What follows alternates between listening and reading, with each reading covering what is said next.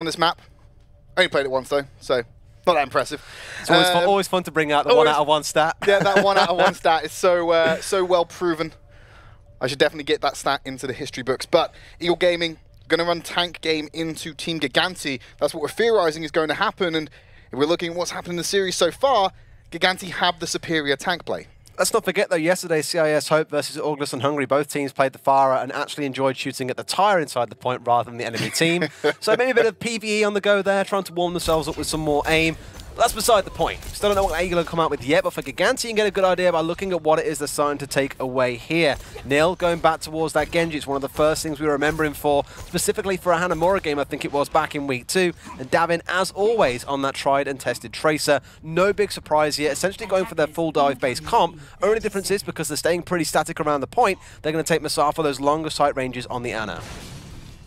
Well, line of sight supports, they've had their risk. We've seen how badly this can go for teams running on both Zen and Ana, because as soon as that line of sight's broken, you're shut out from all healing. And if you're going to play an aggressive composition that can push the enemy team back, you're going to force those sight lines to be very finite, and you're going to have to put yourself at risk in order to do your base job. The reason they're taking these two together is essentially they will probably not leave each other's side. They will play together almost exclusively, both based on the line of sight, both can heal each other relatively well, especially Ana when she drops down at that biotic grenade. Quite common to see Mercy here, though, for the verticality, which is why you're going to see Pippi pick this up, and Flippy is going towards that tried and tested Widowmaker. Let's see where he's going. He's gone up high, gets a pop shot into one of the beefier tanks from Team Gigantti, but no impact to be made just yet. Immediately being gunned down. Gets the tag onto Davin, but it's not enough. The Orb of Harmony is there for sustain, and Flippy will be the first casualty of this game. Wasn't a full power shot either, so not really going to see much happening, but that res comes through from Pippu, and they can make this work again, straight in onto the supports. And look who's there, it's RCK on the defensive. RCK was there to body block, but Cloudy left out to the wind, pretty much, as Flippy able to pop him out of the sky. And now they're retreating back down to the low ground, trying to rotate back onto the point and not give this over to Eagle Gaming just yet. Nil's going up high, he's going to go around for a flank, try and find either Flippy or the support. And Davin, he's there as well. This DPS duo looking to cut through the tank, but the rest of Eagle Gaming is in position for it, and Nil will lose his life to the poison as he dashes away. And now, Nox, without a tank line on there, they're going to be finding it difficult to stand on this point without much risk to them. They're still dancing around, and Nico's been keeping the progress going while his entire skirmish has been going on. Now he's trying to find LH Cloudy on the Winston. Question marks over his Winston ability, but a nano boost is going to level the playing field a little bit. Sticky comes out, no kill to be found. Cloudy with the nano boost takes out Flippy, and now Nico going to dance around, retreat back off. But Eagle Gaming, they got 2/3 of the point already. We've always spoken about this duo from Gigantti. We came into week 1 saying they've been coined by many as the best support duo in all the contenders, and you can see why there, I think, in that play. Nico, Tracer, we've seen him already played a couple of times today, hasn't been terrible. Again, we always said it wasn't really one of the top tier Tracers we've seen, but he did literally nothing to him. They dealt with him almost single-handedly. So able to keep themselves alive, that duo of the Ana and the Zen is coming out big so far. They got control of the high ground. Team Gigantti aren't giving them the avenues of the sightline though, because they're hiding right the way back by hydroponics. Nico going to be dashing away, RCK taking out the poo, Nil diving through on the Genji, getting a double dash kill onto Flippy Hype. The combo is there for him and gets the D-Mex. Davin finding Nox, there's just an exposed Eva running around somewhere. Going to have to reset again for Eagle Gaming. Good holds, but I don't want to jinx it by saying we saw this just a little while ago, but this is looking very promising for Gigantti so far. They don't have the Nano Blade combo, but they do have the Blade there if they need to pull it out in a sticky situation. Ripper's got hold of the Transcendence as well. We know exactly how long that can hold for, but Eagle, they're going for that strategy which seems to have evolved for both teams over the course of this series. It's all about stacking those ults and going for that Hail Mary play. Pause coming out. Respite for both of these teams. 1 minute 22 on the clock for Eagle Gaming to just get that final third of the point to keep this map going, because if they can't cap point A, it's not looking very good for them for the rest of this series. It's already looking a little bit scrappy, I'll be honest. There's a lot of things, like the guy said on the desk, that the communication breakdown feels like it's there at a few points, but so far, even with Flippy playing on that Widow, didn't really work out super well for them. They switched off from it very quickly last time round. This time round, they're stuck on it for a little bit longer, but Gigantti are responding accordingly. They say they came into this prepared. They are showing it so far. But they're just hiding outside of his sightline. They know where Flippy's going to want to go. And as soon as he ventures into somewhere where he can take the shots, immediately, Davin, Nil, they're up in his face, they're up in his support's face, and they're getting that support from their tanks, while Ripper and Masa are just able to fend for themselves so well. Very well, and also, to be fair, RCK has been playing pretty defensively so far. Haven't really seen him go on the aggression because there's no need to. You've got Nil and you've got Davin just tearing up the backline. You're even throwing How am I forgetting this? Cloudy, that's the guy I was thinking of. Clearly my head's a bit cloudy at the minute, can't think of the guy's name. One of the MVPs of this series, exactly, and you're forgetting his the name. guy I've spoken to the most out of the whole team as well. Incredible. He's basically being a bit of a sacrificial lamb or sacrificial monkey in some instances because he's basically diving in to die. If he gets a nano boost, great, he lives a bit longer. But he's finding himself dropping a couple of times just so that that attention distraction is there. If he's pulling the attention of 4 or 5 members, it leaves the rest of his team time to sweep in and pick off the key members so the whole attack shuts down.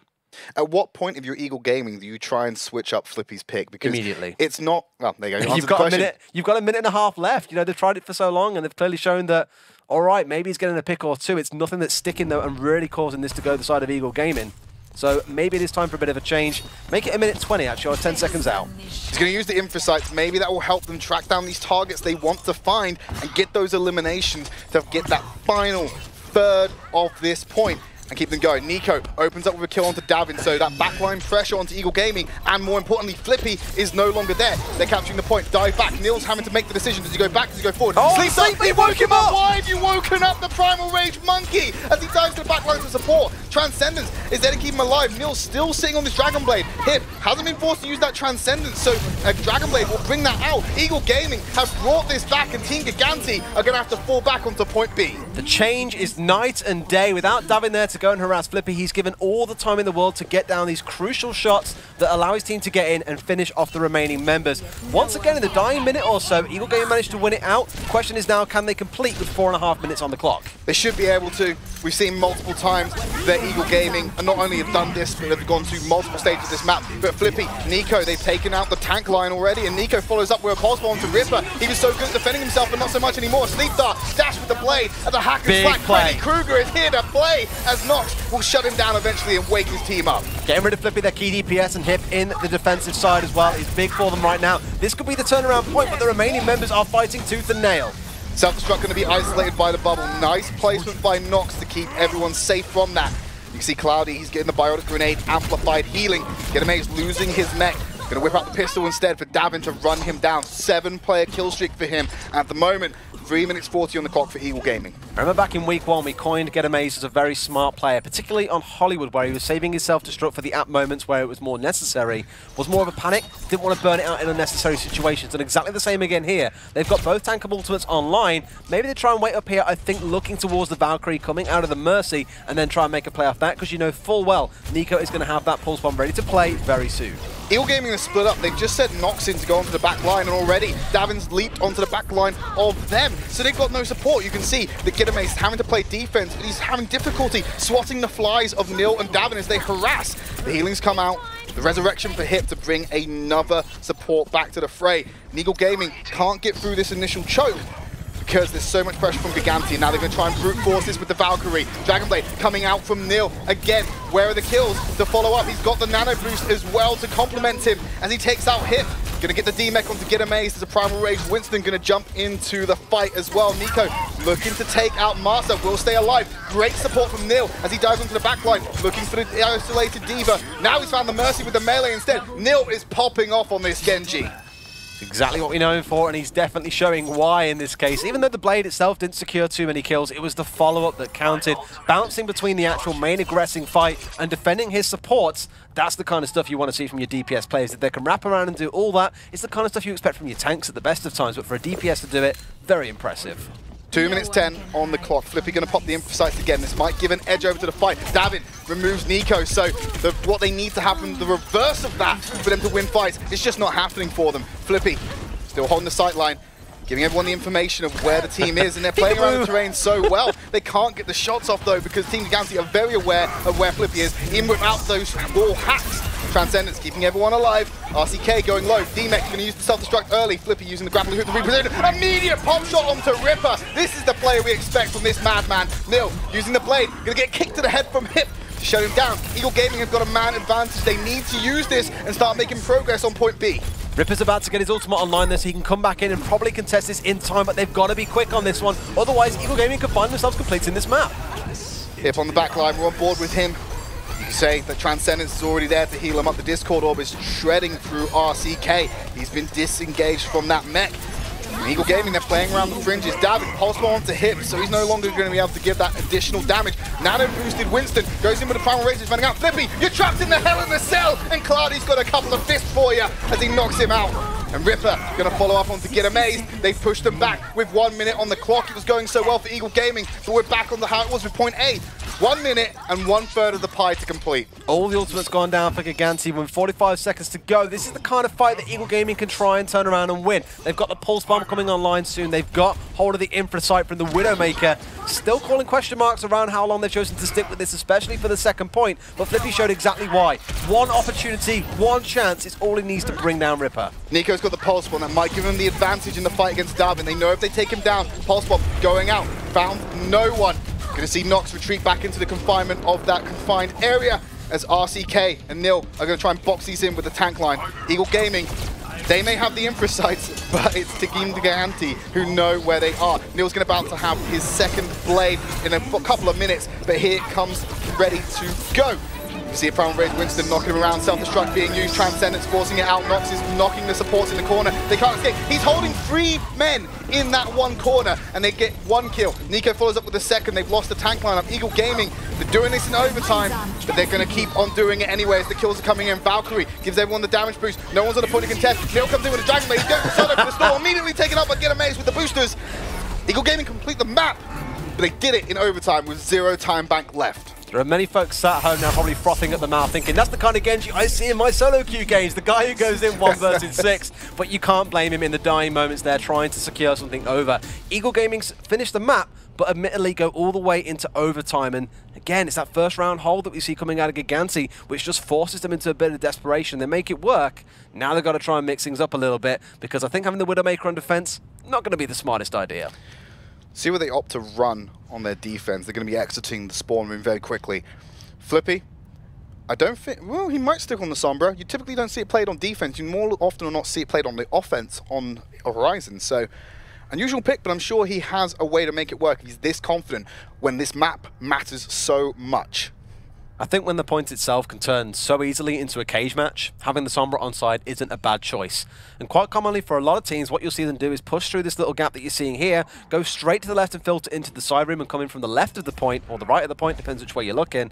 Getting a hat down onto one of those tanks in the backline or shutting the Moira down, that can just remove all the wind from the sails of the attacking side. So maybe they're looking towards that. They're relying more on the utility of Flippy here rather than the killing power, because for that they're looking towards Nico on this Junkrat.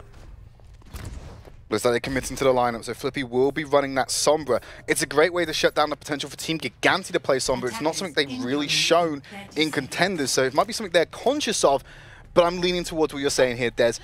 It's going to be very useful to shut down those tanks if they're going to run in a tank-heavy composition. And looking at Gigantti, they're going to be running the triple tank. I'm fully expecting that. I didn't really expect them to stick with the Junkrat there alongside the Genji, because it's just two very much so opposing styles, you might say. There's a kind of confusing setup there, but going towards the triple tank with Genji makes a lot more sense. We spoke about Nil and the Insurance Blades that he can bring out later on. Insurance Blades sounds very scary and dangerous. Well, you want to ensure your blades, they're very expensive. Damascus steel blades, very expensive, but fantastic bit of kitchen cutlery. Less about that, more about the game. Team Gigantti running the tank-heavy composition, moving on the outside, so they're going to take the zero grav route. I love how the sound just dies when they're out here. Yeah. Everyone can just take a pause for a second, enjoy zero grav, and then fighting recommences. Yep, they jump straight into the hole. And Eagle Gaming, they're on the high ground, but RCK's already found a way to get around the side.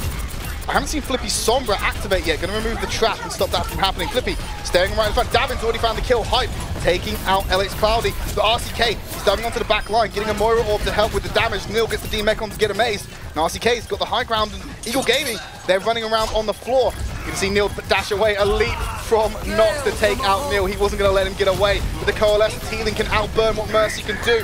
Decimates them, and now your supports are isolated in the confined space with RCK. Massa, he's getting killed. Supportal combat is in full effect against Popol, and now the self-destruct is available. Look at the ult available to kick things off at point B. They're going to have 7 minutes to push and complete. Eagle Gaming have got a mountain ahead of them, or maybe you would say Gigantti are the mountain about to come crashing down on them. Forget about trying to climb the mountain is now coming to you, and they've got to deal with this. Flippy is about to have the EMP, which could be the big shutdown for them. But look at what Gigantti have got. They've got that combo coming online. They've got the self-destruct with the Graviton. They've got the blade and the self-destruct. There is so much going their way right now. That EMP is far too early. and it's not going to be capitalized on immediately, but Nico and Gigantti still managed to get the kills, and RCK without the deck. Nico with the double kill on the tire, so it might have been an early EMP, Des, but they still win the fight. But to Gigantti, this is a win. They burnt both the EMP and they burnt the tire. Admittedly, Nico switching, so not a bad idea, but look at Gigantti. They used no ultimates there. They were like, guys, please burn ults on us. We don't want to win this fight. We just want to get our ultimates. They are so close to that right now. They are nearly at 6 ultimates with, ironically enough, or coincidentally enough, 6 minutes to go. Dragon Blade available for Nil. He's done wonders on the defense. Can he replicate the success on offense and push Gigantti through to another phase of Horizon? They're jumping down from the sky. The tanks are dislodged from the crane. Self-destruct going into backline. Everyone's going to have to scatter. No one to be found. Gigantti is isolated. Going to use the self-destruct of his own. Nil moving around the cover. Doesn't want to be there. Sleep dark. It's not going to be enough as Nil straight onto Papu. One support down, looking for another. Instead, he's going to hack and slash at Winston. Have a bit of monkey brain soup for him.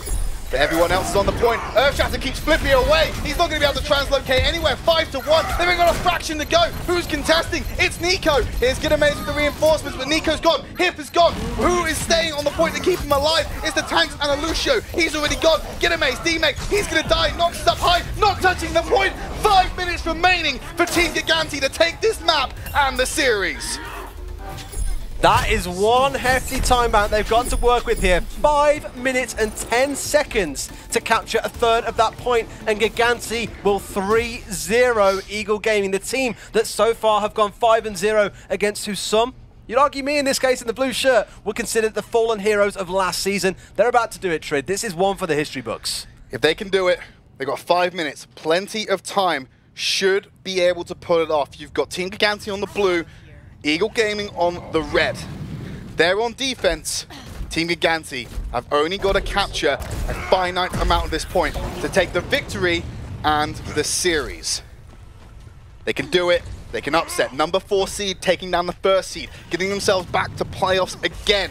Davin's been there once before, second time for him, and he's got something to prove this time, and finally, hopefully, get that spot in the OWL. Those are the fantastic story writers, but that would be one hell of a fairy tale if that came to fruition. For Eagle Gaming, I'm pretty sure even at this point, even though that composure is what we speak about, the motivation, the morale has to stay at a high all the time.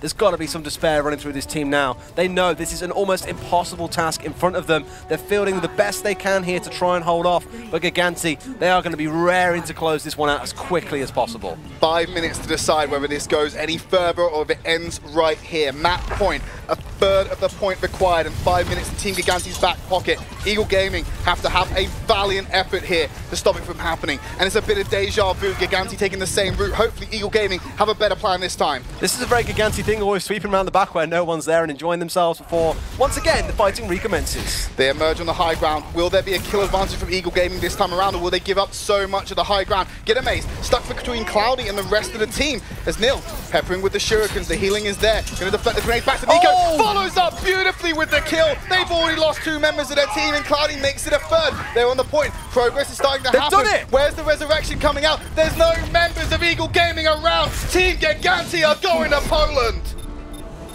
I can't believe what we have just seen. A team that goes 5-0 in groups gets knocked out by the fallen heroes from last season.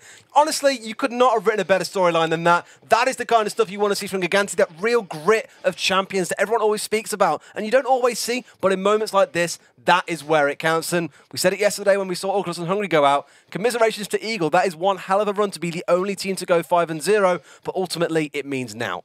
Just going to say, I never doubted Gigantti in that one. I always wanted it. Oh, It was Kobe. not really a doubt. It was more of a kind of hope. I wanted Gigantti to get there because that means we can set up a potential storyline in the end. Gigantti versus Horror Game Part 2. I'm dying for that. I'm dreaming for it. But like Des said, commiserations to Eagle Gaming. Cannot take anything away from them in their fantastic Contenders run. They'll be back for Season 2. But we're going to go over to our analysts who are going to break down this series.